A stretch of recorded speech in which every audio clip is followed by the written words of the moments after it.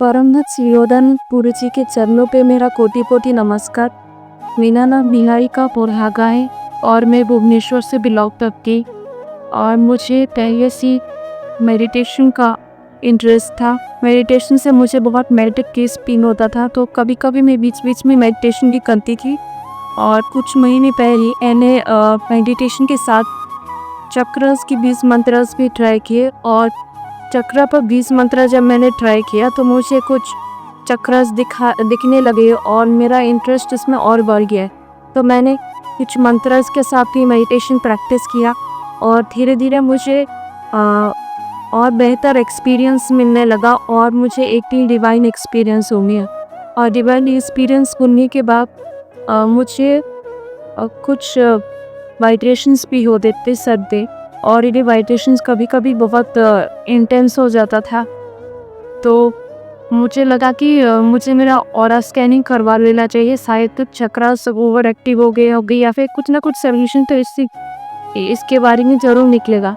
तो इसलिए मैं एक रेकी प्रैक्टिशनर के पास गई जो ऑरा स्कैनिंग करती थी और उसको एनर्जी वर्क का एक्सपीरियंस था और उसको विका मैजिक और स्पेल कास्टिंग के आता था।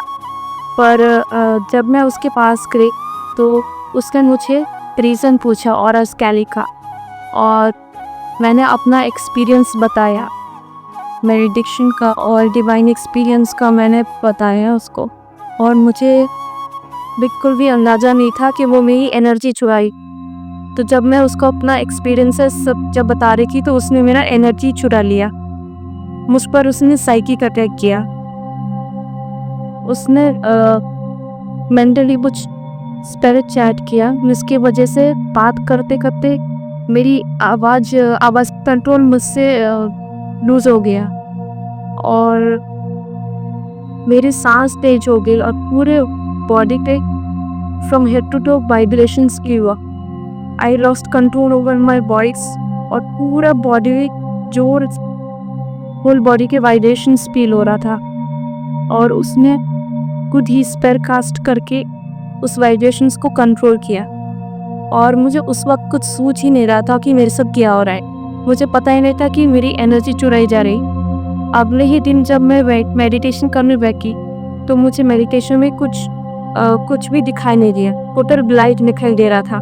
फिर मैंने अपने दोस्तों को पूछा तो उन्होंने बताया कि उसने मेरी एनर्जी चुरा ली है।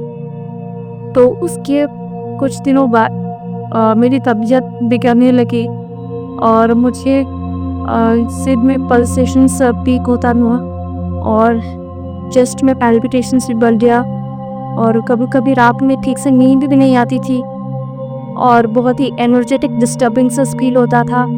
बॉडी में हीट सेंसेशन फील होता था, इलेक्ट्रिक सेंसेशन फील होता था, जो कि बहुत ही एबनॉर्मल चीज़ है। तो मैंने कुछ लोगों से कंसल्टेशन किया जो कुंडलिनी मेडिटेशन प्रैक्टिस करते हैं। उन्होंने मुझे कुछ रेमेडीज भी बताई, मंत्र प्रैक्टिस करने को बोला, पर उससे कि नीचे कोई रिलीफ नहीं गई।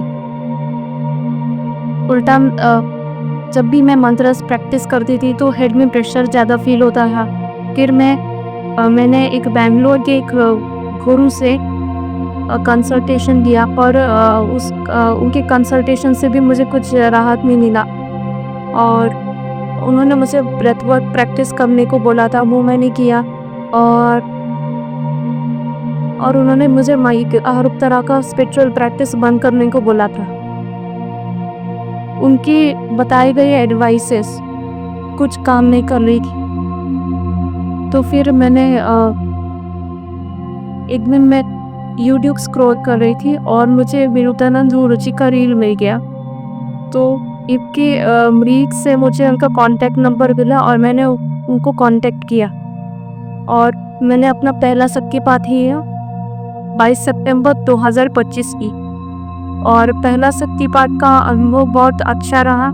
मुझे किसी भी तरह का डिस्कम्फर्ट फील नहीं हुआ और गुरुजी के बताए गए इंस्ट्रक्शंस को मैंने फॉलो किया, ऑपरेट किया।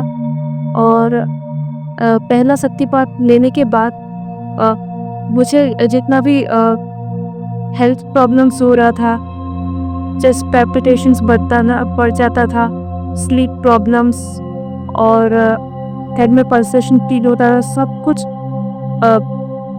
रिड्यूस हो गया और मुझे अभी बेटर फील हो रहा है। I would like to express my sincere gratitude to respected Guru Vinodanand ji for helping me and giving me moral support and motivation. Without his help, I would not have been better.